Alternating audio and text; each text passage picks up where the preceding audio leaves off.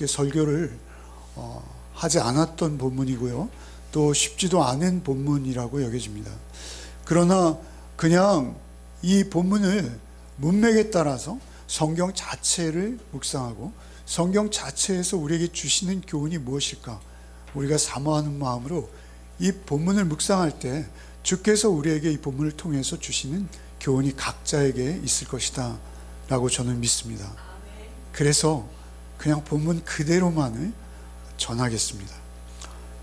오늘 본문은 8장 14절인데요 14절부터 시작되는 바로 앞에 무엇이 있었습니까? 1절에서 10절까지는 칠병이어의 기적이 있었습니다. 그 칠병이어의 기적을 베푸시고, 사실 오병이어의 기적과 같이 칠병이어도 사실 중요한 부분은 무엇이냐면요, 예수께서 떡을 가지사 축사하시고 떼어 나누어 주시죠. 그리고 또 마른 물고기 2마리를 가지사 기도하시고 나누어 주세요. 축사하시고 나누어 주시고 기도하고 나누어 주세요. 그 의미는 무엇이냐면 그 떡과 물고기가 의미하는 것, 그것은 나다, 이것입니다. 사실 우리가 이 오병이어와 칠병이어를 통해서 우리가 교훈받아야 될 것은 예수께서 우리의 일용할 양식을 공급하시는 분이시다라는 것과 동시에 또 하나는 무엇이냐면 성찬을 기억해야 하는 것이죠. 우리가 요한복음에서 잘 알고 있듯이 예수께서 그분의 살과 피를 우리에게 나누실 것을 예표하시는 것이죠. 그 칠병이어의 기적이 있고 오늘 본문이 있는 거예요. 칠병이어의 기적이 있고, 그리고 11절로 13절에 바리새인들과 간단한 대화가 기록되죠.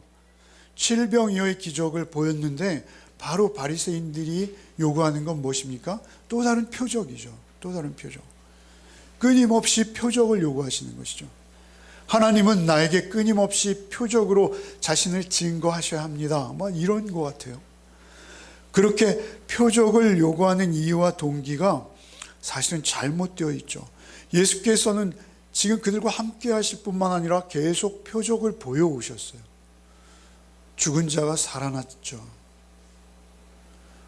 회당장 야이로의 딸이 사는 걸 봤죠. 아니요, 그들은 보지는 못하고 들었을 수도 있어요. 많은 귀신들이 떠나가고 병자들이 고침받는 것을 그들이 직접 보았습니다. 그리고 소문을 들었습니다. 그런데 그들에겐 보이지 않는 것이죠. 들리지 않는 것입니다. 그들이 꿈꾸고 있는 하나님의 나라는 분명히 예수께서 오셔서 보여주시고자 하시는 하나님의 나라와는 전혀 다른 거예요. 그들이 꿈꾸고 있는 하나님의 나라, 그것은 예수님께서 보여주시고자 하시는 나라와 본질적으로 너무 차이가 큰 거예요.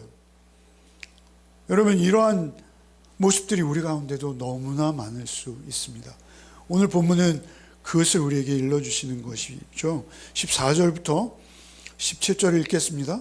제자들이 떡 가져오기를 잊었음에 배에 떡 한 개밖에 그들에게 없더라. 예수께서 경고하여 이르시되 삼가 바리새인의 누룩과 헤롯의 누룩을 주의하라 하시니 제자들이 서로 수군거리기를 이는 우리에게 떡이 없음이로다 하거늘 예수께서 아시고 이르시되 너희가 어찌 떡이 없음으로 수군거리느냐? 아직도 알지 못하며 깨닫지 못하느냐? 너희 마음이 둔하냐? 이렇게 말씀하시는 것이죠.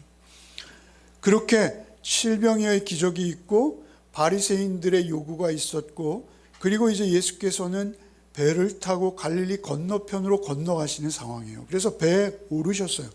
배에 오르셨는데 떡 가져오기를 잊은 거예요. 칠병이어를 베푸신 지 바로 이후지만 그들이 떡 가져오기를 잊었어요. 얼마나 큰 실수라고 여겼겠어요. 스스로 자책하는 것이죠. 배에는 최소한 13명이죠. 예수님까지 12제자를 포함해서 아마 더 있었을 거예요. 그 배가 제자들 소유는 아니었을 거죠. 배 주인도 있었을 것이죠.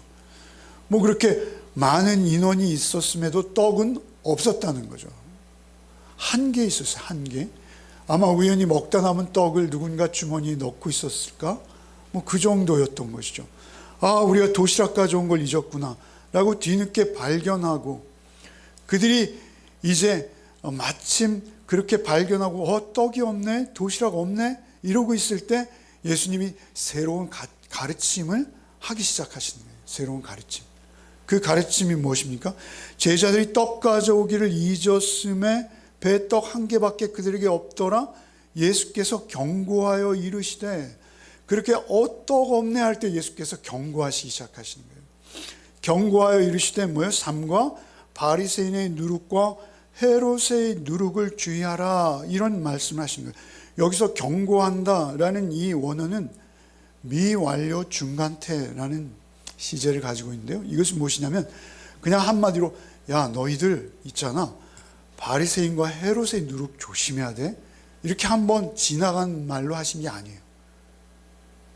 그러니까 예수께서는 그 배 위에서 특별히 제자들을 교훈하시기로 작정하시고, 너희들 말이지 바리새인의 누룩하고 헤롯의 누룩이 얼마나 무서운지 알아? 그러면서 그 누룩의 공격을 받으면 여지없이 무너지는 거야. 뭐 이런 식으로 계속 그들에게 교훈을 하고 계셨을 거예요. 계속 한 번 말씀하시면 최소한 2번 이상 바리새인과 헤롯의 누룩을 계속 말씀하고 계신 것이죠. 여러분, 누룩은요 성경에서 자주 등장합니다. 비유에 누룩은 좋은 의미로 등장하기도 하고 나쁜 의미로 등장하기도 합니다. 그러나 여기서는 부정적인 의미죠. 누룩을 조심하라, 누룩을 경계하라, 이렇게 말씀하시는 거잖아요. 그러니까 누룩이 우리가 알고 있듯이, 여러분 빵에 이스트 넣어야죠. 이스트 안 넣으면 빵이 됩니까? 안 돼요. 그래서 이스트를 넣어야지만 부드럽게 우리가 먹기 좋은 빵이 맛있게 구워지는 것이죠. 그런데 그 이스트가 사실 굉장히 위험합니다. 그때 당시에 그 빵을 발효시키는 누룩이 잘못될 수 있어요. 그래서 그 누룩이 잘못되어지면 어떻게 됩니까? 빵은 부풀었는데 오히려 더 부패한 빵, 먹을 수 없는 빵이 될 수도 있어요. 곰팡이가 될 수 있어요. 곰팡이가. 누룩이 우리에게 유익한 효모균, 효소가 될 수도 있는 반면, 아주 독이 되어서 도저히 먹을 수 없는 상태도 누룩이 만들어낼 수 있다는 것이죠. 그래서 그 부정적인 의미로 빵을 부패하고 오히려 독성을 띠게 하는 그러한 누룩으로서 바리새인과 헤롯의 교훈이 우리에게 미치는 영향에 대해서 경고하신 거예요. 바리새인과 헤롯의 삶으로부터 드러나는 교훈, 그것이 우리를 썩게 한다는 거예요. 바리새인은 종교 지도자요, 헤롯은 정치 지도자입니다. 여러분, 우리 윗물이 맑으면 아랫물이 맑고 윗물이 흐리면 아랫물이 맑을 수 없어요. 절대. 그런 속담이 있잖아요. 그 바리새인과 헤롯의 누룩, 그들의 교훈, 그들의 삶의 방식, 그들의 삶의 모습, 그거 너희들 조심해야 돼. 누룩이 너희들을 공격하고 있어. 이렇게 말씀하시는 것입니다. 그 급속한 영향력을 조심해야 돼. 그들의 삶의 방법을 따르면 안 돼. 라고 말하고 있는 거예요.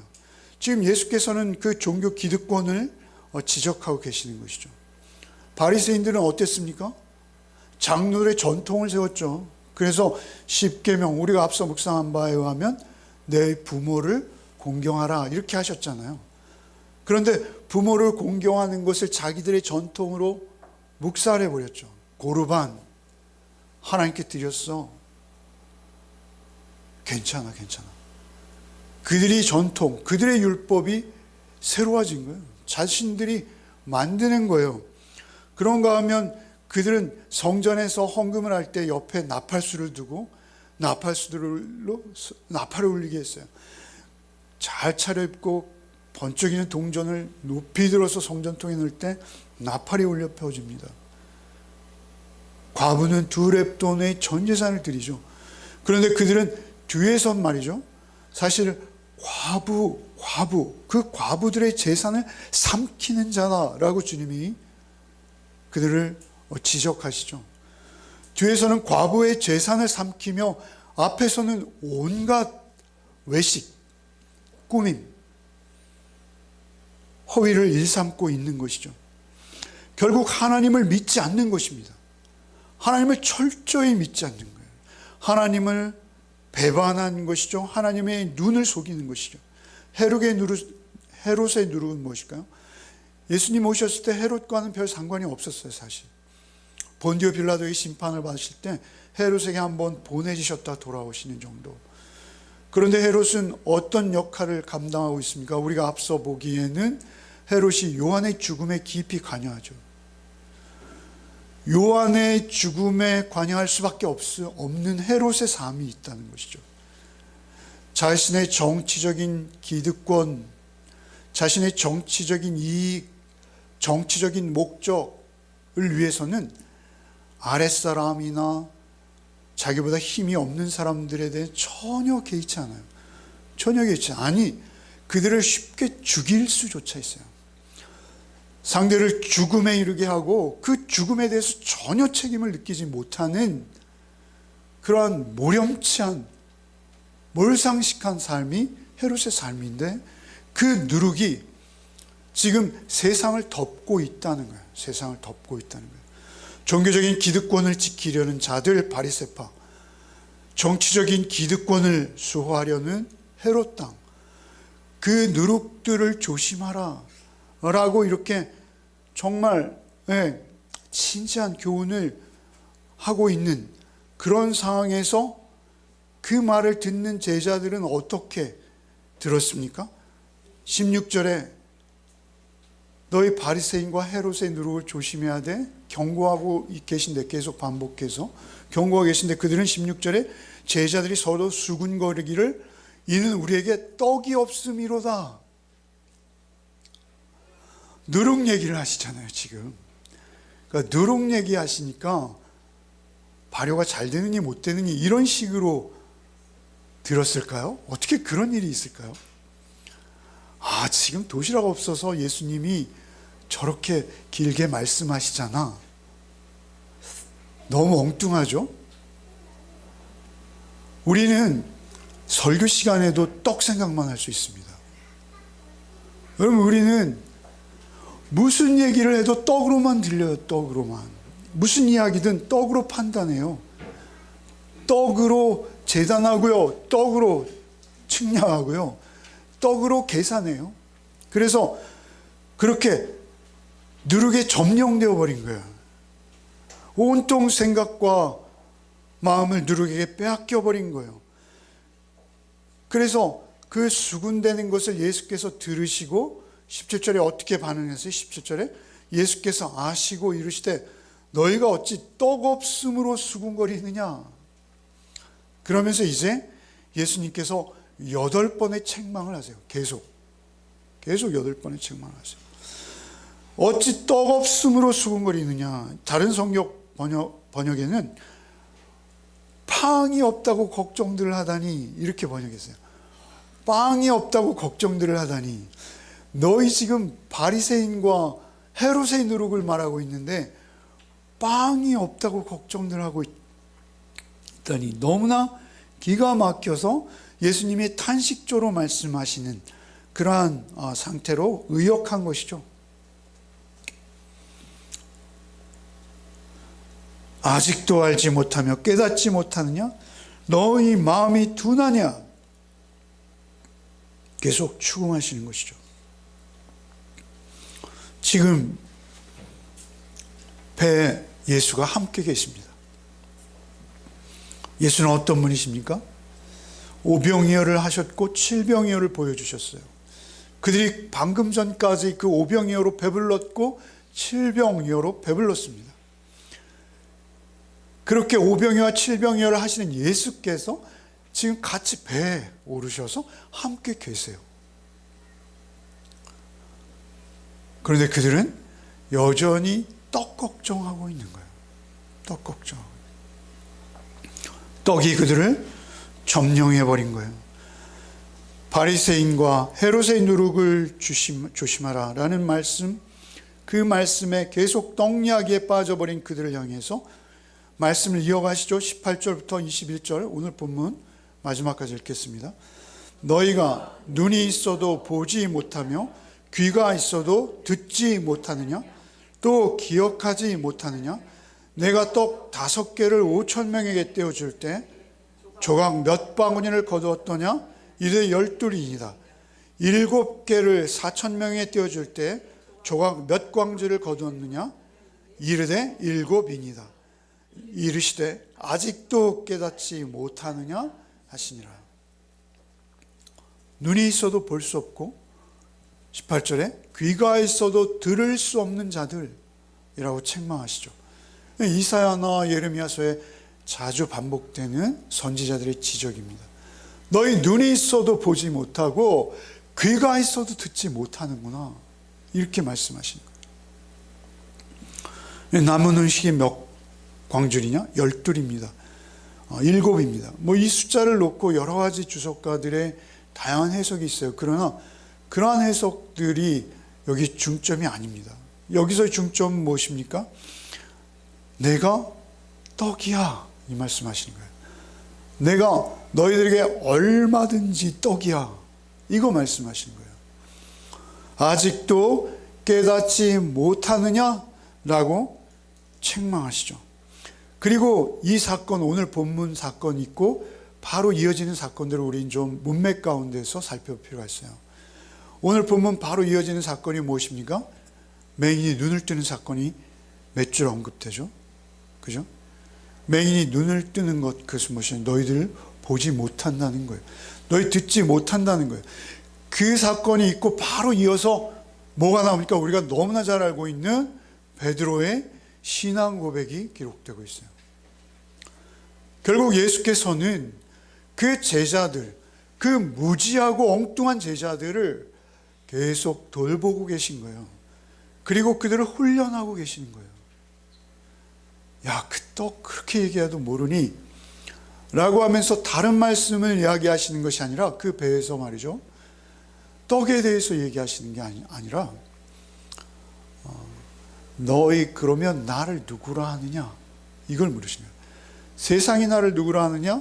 너희는 나를 누구라 하느냐? 예수께서 우리를 가르치시는 방법이 그래요. 사실 저는 특별히 학창시절 수학을 못했습니다. 논리적이지 못해요. 논리적이지. 그래서 선생님이 수학 문제를 막 간단한 건데도 막 풀어주면 자리도 맨 앞에 앉아가지고 계속 꿈뻑꿈뻑 모르는 거예요. 그러면 선생님이 다시 설명하고 또 설명하고 몇 번씩 설명해 또 모르는 거예요. 여러분 너무 재미없어 하시는 것 같아서 갑자기 예상하지 못한 예화가 나오는 거예요. 또 모르는 거예요. 그러면 선생님이 또 다시 설명하세요. 아마 그때 눈빛이 아마 예수님의 눈빛이 아니었을까. 여러분 그 배 위에 타고 있는 그들, 그런데 야 너희들 말이야, 예수는 하나님의 아들, 예수 그리스도 복음의 시작이야 라고 칠판에 가르쳐 쭉 써놓고 외워 이렇게 하신 게 아니에요. 예수님 어떻게 하시는 거예요? 스스로 깨닫기 원하세요. 스스로 깨닫기 원하세요. 그래서 그 대답을 끝내 그들의 입을 통해서, 그들의 고백을 통해서 그들의 마음 중심을 울리고 그 답변이 나오기를 원하세요. 그래서 너희는 나를 누구라 하냐 라고 묻자 베드로가 놀랍게도 그걸 깨달았어요. 얼마나 놀랐습니까? 주는 그리스도시니이다. 너무나 놀라운 고백을 하죠. 주는 그리스도시니이다. 마태복음에는 주는 그리스도시요 살아계신 하나님의 아들이십니다. 이렇게 고백하죠. 그러면 얼마나 놀라운 고백입니까? 이제 됐잖아요.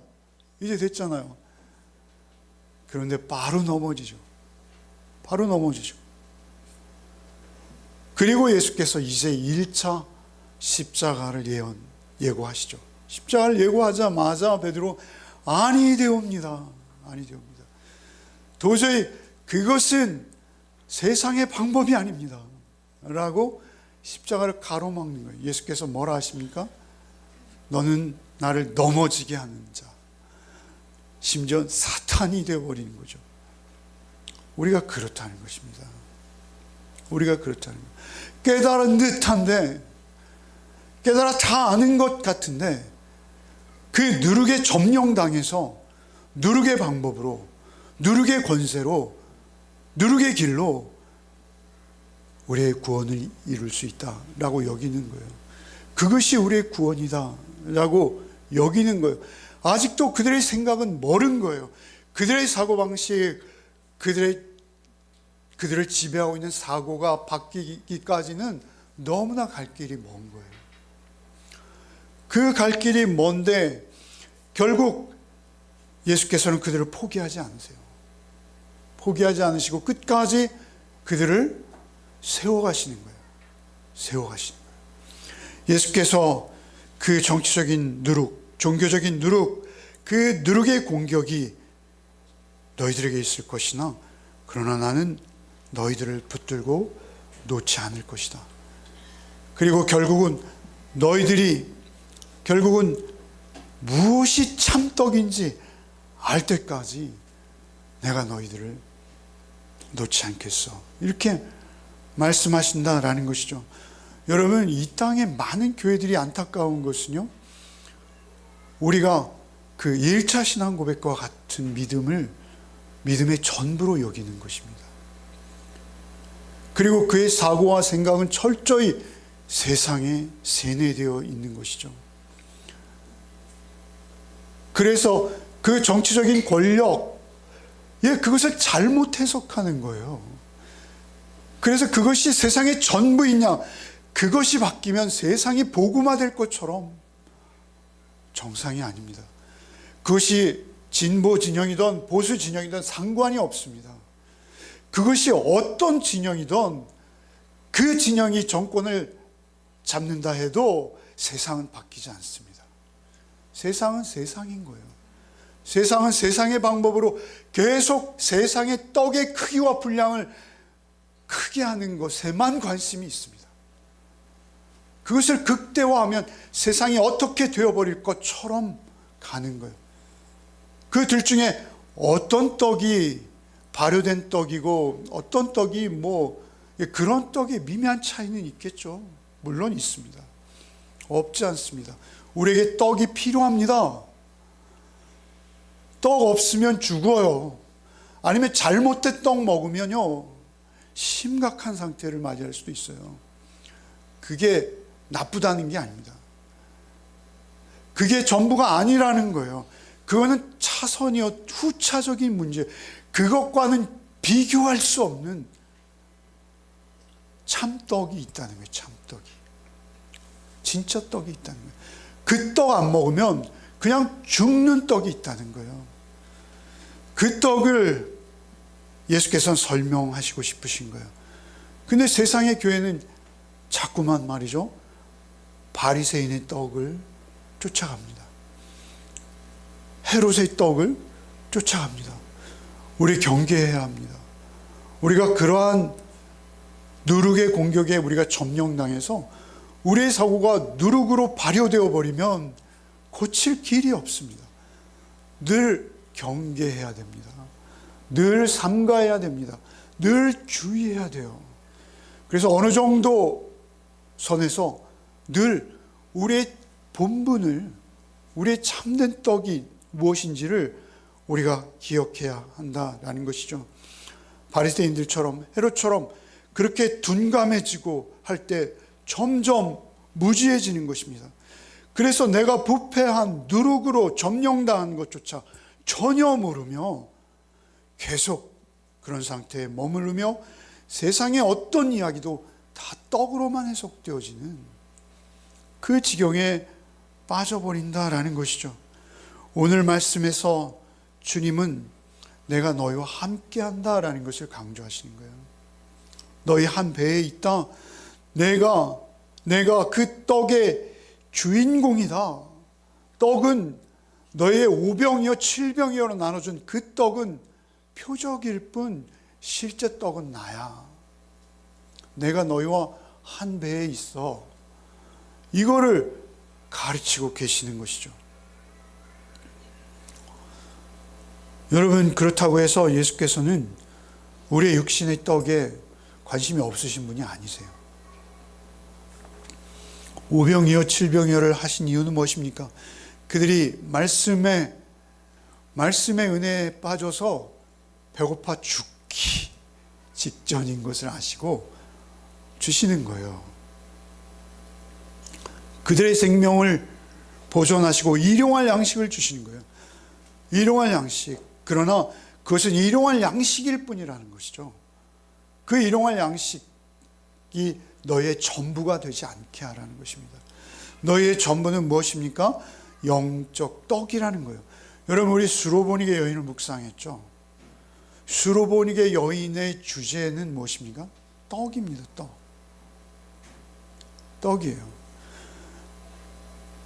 예수께서 그 귀신 들린 자신의 딸에게 귀신을 쫓아달라고 부탁하는 수로보니게 여인에게 대답하는 말씀 무엇입니까?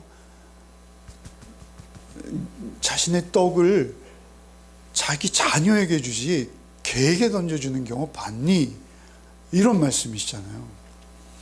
떡이에요, 떡. 그러자 그 여인은 어떻게 대답한지 우리 잘 알죠, 그죠? 개들도 아이들 상 밑에 떨어진 떡 부스러기는 먹지 않습니까? 그 여인은 알고 있었던 것 같아요.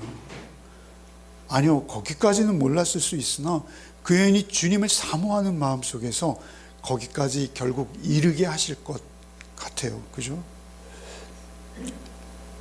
그 여인이 거기서 떡에 대한 확답을 듣지는 못했어요. 그러나 집에 와보니 이미 그 떡의 은혜가 딸에게 임해 있는 거예요. 떡을 이미 나누어 주신 거예요. 자녀들에게 주려고 하셨던 떡을 그 여인에게 이미 주신 거예요. 그리고 그 여인의 믿음을 보셨고 그 믿음 속에서 그 여인에게 그 떡을 주기로 이미 작정하시고 그 여인에게 더 깊은 교훈을 남기시며 그 여인을 더 깊은 물가로 그 은혜의 자리로 예수께서 이끌어내시기 위해서 그 말씀을 하시는 거예요. 자녀의 떡을 개에게 주지 않아 라는 말씀이죠. 결국 그 떡으로 배불릴 자는 누굽니까? 그 수로보니게 여인이요, 그 여인의 딸인 거예요. 심지어는 주님 앞에 나오지도 않았던 그녀의 딸이 그 떡으로 배부르는, 그 떡의 은혜를 힘입는 놀라운 자리로 나오게 되는 것이더라라는 것이죠. 떡이 생명입니다. 그런데 그 떡의 은혜를 우리가 사모하고 그 떡의 은혜를 입어야 되는 것이죠. 생명을 주시러 오신 하나님의 아들, 그분이 떡이요 그 생명의 떡이신 예수께서 함께 배에 올라 지금 나와 함께 항해 중이다 라는 것을 우리가 잊지 않는 것, 그것이 우리의 지금의 성숙한 믿음인 것입니다. 여러분, 떡의 예화와 함께 자주 등장하는 장면은 예수께서 배에 같이 타시는 장면이에요. 오늘은 배 위에서 도시락 이야기를 하시는데, 사실 예수님이 제자들만 배를 타고 갈 때 물 위로 걸어오시죠. 하나님의 아들 되심을 드러내시는 거예요. 그런가 하면 예수님이 같이 제자들과 배에 타고 계시는데 제자들이 죽게 되었어요 라고 예수님을 깨우죠. 흔들어 깨웁니다. 이 믿음이 적은 자들아, 예수님 책망하시죠. 예수님이 같이 고물에 누워서 주무시고 계신데도 그들은 불안한 거예요. 떡이 지금 그들과 함께 와 계신데도 그들은 불안한 거예요. 여러분, 영생의 떡은 우리가 먹고 배부른 떡입니다. 우리가 1년에 성찬을 2번 합니다만, 여러분, 그 떡은 우리의 몸을 타고 오르고 우리의 피 안에 이미 그 양분이 녹아 있습니다. 우리의 존재가 그 떡입니다. 우리를 살게 하고 우리의 능력이 되어지고 우리가 그리스도인으로 살 수 있는 것은 그 떡을 먹고 그 떡의 양분이 우리를 살려주고 있는 거예요. 그 떡을 먹는 자 겸손합니다. 그 떡을 먹는 자 소탈합니다. 그 떡을 먹는 자 세상에 큰 욕심 없습니다. 그 떡을 먹는 자 오히려 하나님의 공의와 정의를 사모합니다. 그 떡을 먹는 자 하나님의 사랑에 붙들린 자, 사랑에 매인 자, 그 사랑의 포로가 되어진 자가 그 떡을 먹는 자예요. 그 떡을 먹는 자가 가장 겸손할 수 있고 그 떡을 먹는 자만 평안할 수 있고 그 떡을 먹는 자만 생명다운 삶을 살게 되어진다라는 것이죠. 여러분, 그 떡에 배부르십니까? 여러분, 그 떡을 드셔야 합니다. 그 떡을 늘 사모하시고 그 떡을 먹고 마실 때, 그 떡을 우리가 늘 그 떡을 먹고 있을 때 우리는 결국 그 배가 도착하는 항구에 이르를 수 있어요. 우리가 소원하는 항구는 어디입니까? 우리 소원의 항구는 하나님의 나라인 거예요. 여기서도 하나님의 나라를 살 뿐만 아니라 그 영원한 주의 나라에 이르게 되는 우리의 유일한 비결은 그 떡을 계속 먹는 거예요. 그 떡이 우리의 이 누추한 배, 조각배, 나룻배죠. 아무도 인정해 주지 않는, 세상은 엄청난 컨테이너선, 항공모함, 근데 우리는 작은 나룻배일 수 있어요. 그러나 우리 나룻바 같은 우리 가운데 주님이 함께 타고 계세요. 떡이 되신 주님께서, 때로 우리가 도시락이 없어도 주님이 우리 배에 타고 계십니다. 뿐만 아니라 그 주님은 우리에게 늘 풍성한 양식으로 공급하세요. 7바구니, 12바구니가 남아요. 그래서 무엇입니까? 그 생명의 영생의 떡은 우리에게 언제나 우리의 믿음 앞에 충분히 주어진다는 것이죠. 여러분, 우리도 늘 불안합니다. 우리도 세상 살다 보면 걱정과 근심이 나를 짓누를 때가 있습니다. 세상은 이리도 급하고 세상은 이리도 빨리 가는데 나 혼자 처지고 나 혼자 뒤처져서 정말 아무것도 아닌 상태로 스스로가 하찮게 여겨지실 때가 있습니까?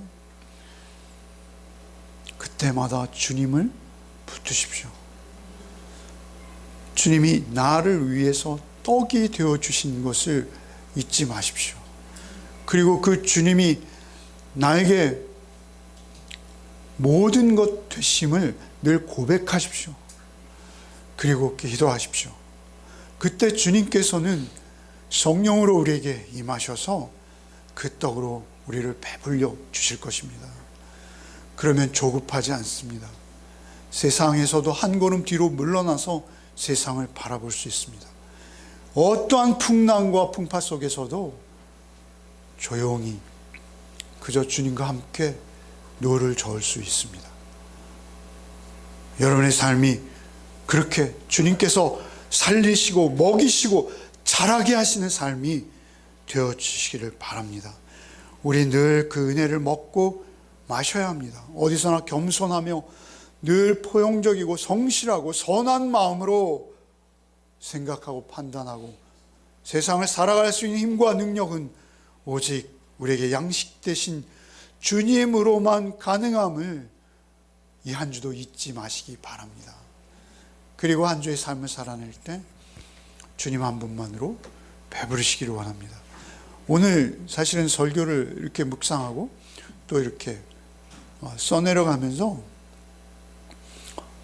제가 설교를 다 마쳤는데요. 그 설교를 써보니까 관주가 하나도 없는 거예요. 인용구가 하나도 없는 거예요. 사실은 너무나 절절한 말씀이고, 너희가 아직도 깨닫지 못하느냐라는 이 예수님의 추궁 속에서 그 적당한 관주가 없더라고요. 그런데 관주가 전혀 없을 수는 없잖아요. 그래서 한 구절을 찾았습니다. 이것을 읽고 우리가 오늘 말씀을 마치겠습니다. 여러분, 요한복음입니다. 오병이의 기적을 베푸시고 예수께서 사실 이 말씀을 듣고 다 가버려요. 그런데 그들이 어느 때인가 십자가 부활을 알고 돌이킬 때가 있을 것이죠. 여러분, 이 말씀 우리가 이제 복음을 믿고 복음으로 살아가는 우리가 이 말씀 한번 같이 읽겠습니다. 예수께서 이르시되 나는 생명의 떡이니 내게 오는 자는 결코 줄이지 아니할 터요 나를 믿는 자는 영원히 목마르지 아니하리라. 살아계신 아버지께서 나를 보내심에 내가 아버지로 말미암아 사는 것 같이 나를 먹는 그 사람도 나로 말미암아 살리라. 이것은 하늘에서 내려온 떡이니 조상들이 먹고 죽은 그것과 같지 아니하여 이 떡을 먹는 자는 영원히 살리라. 어느 말씀이 제일 기억에 남으십니까? 아멘. 이 떡을 먹는 자가 영원히 사는 거예요. 이 떡의 의미를, 이 떡에 담긴 그분의 사랑을, 그분의 섬김을 아는 자가 소원의 항구로 항해를 계속하게 되는 것입니다. 이 한 주간 삶 속에서도 이 떡을 배불리 먹는 은혜가 저 여러분에게 있기를 바랍니다. 주님, 우리가 세상의 떡에 얼마나 굶주려 하는지요, 우리가 세상의 떡에 얼마나 우리의 마음을 빼앗기는지요, 세상의 누룩이 우리를 공격할 때 우리가 저항하지 못하는 우리의 모습을 봅니다. 주여, 우리를 긍휼히 여겨 주시옵소서. 우리를 불쌍히 여겨 주옵소서. 우리의 떡은, 우리의 양식은 오직 주님 한 분뿐임을 우리가 잊지 않게 하여 주시옵소서. 오직 주님의 떡만이, 주님의 떡 되심만이 우리의 능력이요, 우리의 힘이요, 우리의 삶의 원천임을 이 한 주간도 잊지 않게 하여 주시어서 늘 겸손하며 늘 사랑하며 포용적이며 성실하며 선한 마음으로 한 주간의 삶을 살아내게 하여 주시옵소서. 주님의 떡이 이 한 주간 우리의 삶 속에서도 풍성하게 내리는 축복이 있게 하실 줄 믿사올 때 예수 그리스도 이름 받들어 기도하옵나이다. 아멘.